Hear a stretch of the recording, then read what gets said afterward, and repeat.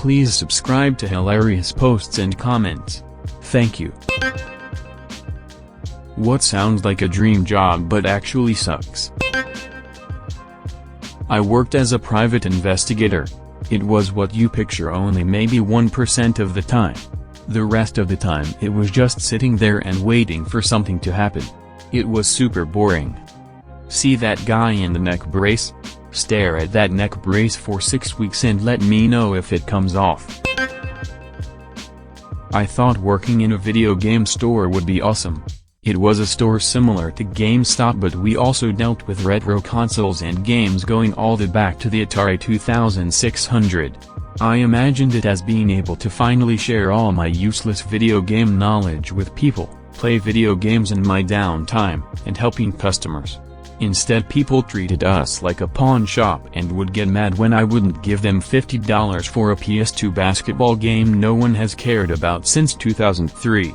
Also, the store owner only wanted attractive young girls working the store in order to bring in customers, and I happened to be a 26-year-old chubby guy. I often hear joking remarks from perverted men saying I wish I was a gynecologist. I'd get to look at vaginas all day. I don't think they've thought it through very well. I told a guy friend my gyno was a male, and he said, "Doesn't it bother your husband that a man is looking at your vag?"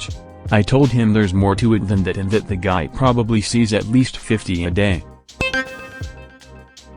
Video game tester. My old roommate was one for decades, and he hooked me up with a part-time gig when they were hiring. Imagine the most annoying, stupid, trivial bullshit parts of video games that make you want to rage quit. Fuck with only that, in an unfinished setting with tons of unrendered shit for 8 hours a day. Exactly. Many people forget that as a video game tester you don't just get to play the fun parts of the game like it's a hobby. When it's your job, you need to spend all your time trying every way you can to break the game so you can find out the problems before it goes to market. Personally, if I had to work in games, I'd rather work in the programming and creative end. I hear it's the same for food testers, which made me think of this question, where it takes the thing you love and makes you hate it, basically. Lol, but I didn't know this about video game facts. Very interesting. I know a food tester. They don't really like it when they have to taste things like toothpaste. Imagine brushing your teeth 20 times in a row while rating the toothpaste on things like flavor and how fresh your breath feels, but they really enjoy it when they get to taste a type of food they like. I wasn't a food tester, but I have done tobacco and nicotine testing before. I had a 3-year gig testing products for anywhere from 4 to 8 hours a week, and I got paid $50 an hour.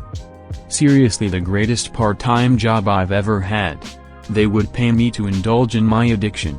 I know it sounds fucked up, but I was gonna do it on my own dime anyways, so I figured I might as well get paid. The people who trained us, however, had done all sorts of testing. Generally, however, the more gross/harmful a product had the potential to be, the more you get paid. One woman lived a comfortable lifestyle testing baby food for 15 hours a week. Being a roadie for a popular band. Everyone thinks you just get to hang out with the artists all day and travel the world, but you work long days and are constantly either on a bus or a plane.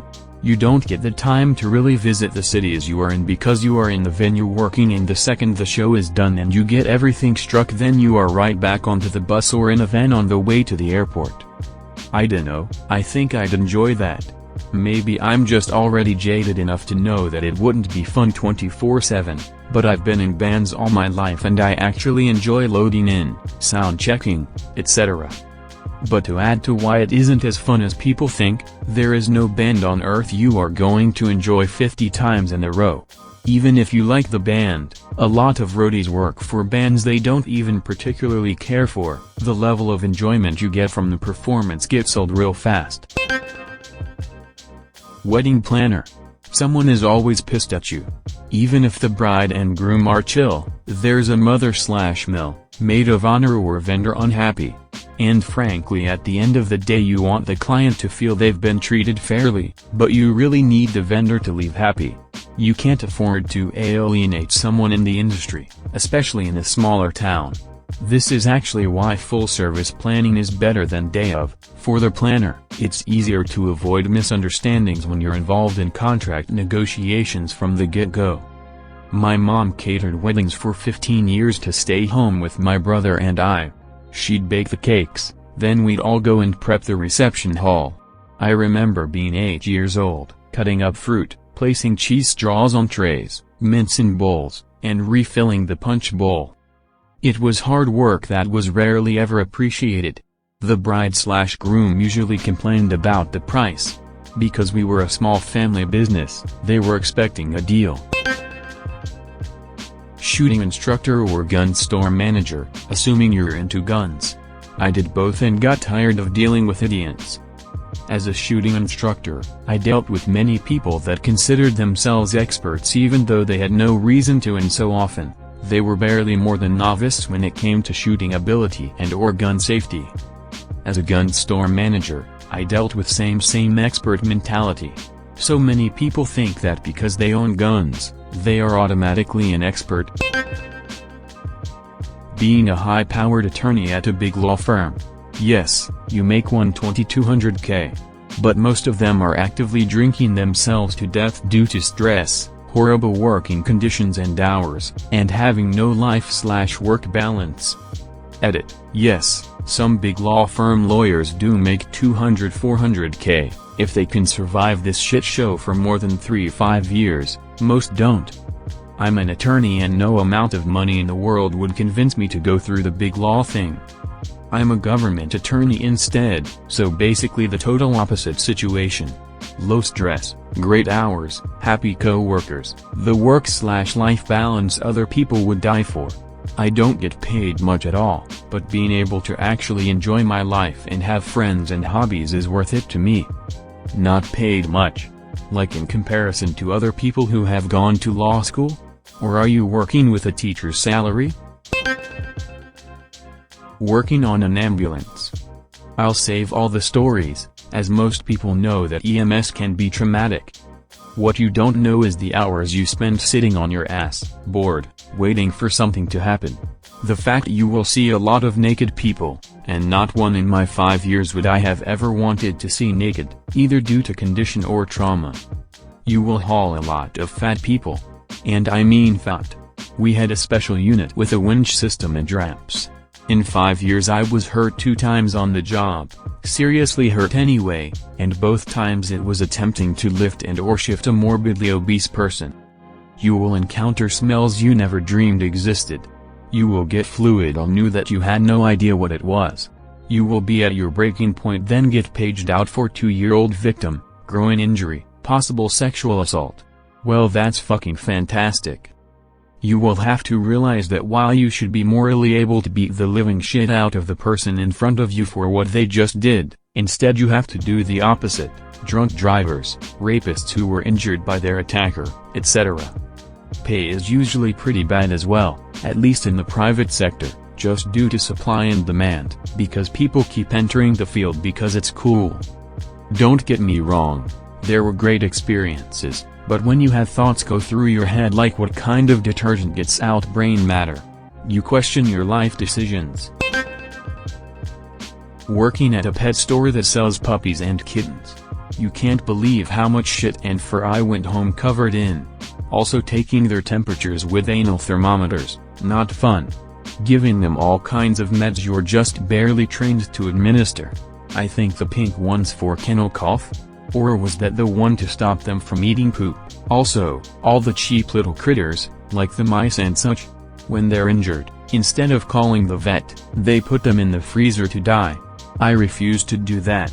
I took them all home and cared for them as best I could, all this for minimum wage because so many people were clamoring for the job. Even pet stores with good regulations suck. It's retail, and you have to take responsibility over hundreds of little lives. The worst part is all of the obvious impulse buyers rolling through, and people that expect the employees to give them a full rundown of an animal's care in 5 minutes. At least once a week, someone returns a small animal with its cage covered in muck and nails overgrown out to China. I think being a famous actor slash musician slash athlete would actually be really shitty for most people. Celebrities live lives of constant intrusion, and so many of them are fucking depressed for one reason or another. Obviously, that's not everyone, but fame probably isn't as great as it's worked up to be. I hope that if I ever become famous for something, I'll only be famous to a niche group of people, something where the general public isn't really aware but a small group of people who are really into the thing you've done would. That way I could still lead a somewhat normal life and only have to deal with a few nerds going "Oh my god, you're Galactic Jude 7" every once in a while. Being an architect isn't so awesome. I'm only a third-year student, but I've heard so much from professors, who are required to be licensed architects with their own practices, about how brutal the job is. Bitchy clients, contractors, construction managers, cruel bosses, meager pay, all-nighters, lack of friends, and endless competition with every architect in the world. School feels like a brutal hazing, but it's just as difficult out in the real world. You can only do it if you're obsessed with design and expect no reward or recognition. Any success usually happens if you are extremely lucky. My dad was an architect before he changed careers. When I started thinking about what I wanted to study in college, I asked him about architecture. He said to not do it, it isn't worth it, and that you'll only ever actually design buildings if you become partner. Otherwise you're basically just doing grunt work. For me, engineering is the same way. Every job is practically a desk job. There is very little hands-on unless you are a test engineer. The technicians get to do all the hands-on stuff. I'm about to finish my undergrad and I don't even want to use my degree anymore. It really is for those who are obsessed with the field. Scientist. You don't get to shout Eureka on daily, weekly or even yearly basis. Most things you do don't actually work. You can spend months on an experiment to have it fail, and even when something does work, it's likely going to just contradict all the other stuff you've done. If by some miracle something comes together after countless hours of banging your head against a brick wall, when you try to publish your findings, some asshole reviewer will want you to replicate your work, just using expensive lasers that your lab can't afford. But somehow, I love it. Or you work and work and work at figuring something out, it works finally and you write it up, send it into a journal, only then to find out that some jerk from an institution with more funding and prestige is publishing something similar and it's already in review. Or that your own supervisor pulls the plug on the project and your career. President of the United States of America. It's extremely stressful. You have almost no privacy. Your every move is criticized, down to what you eat at diners or in your own home. As Commander-in-Chief of the military, you are personally responsible for sending soldiers to their deaths and weighing those deaths against the nation's foreign policy goals and domestic safety. You are often forced to make decisions where every outcome has some negative consequence for large groups of people. Your ability to get things done are limited by the other branches of government, as well as the entrenched interests of Washington, D.C. And in no matter what party you belong to, there's an entire cable news network dedicated to rallying the population against you 24 hours a day. There's a reason why so many presidents age so quickly in the White House, and why so many of them expressed relief at leaving the job. Being a pyrotechnician. I mean, I wouldn't say it sucks compared to many jobs, but the task of setting up fireworks displays requires being outside in the full sun in what is usually 100 degrees Fahrenheit/37 degrees Celsius weather.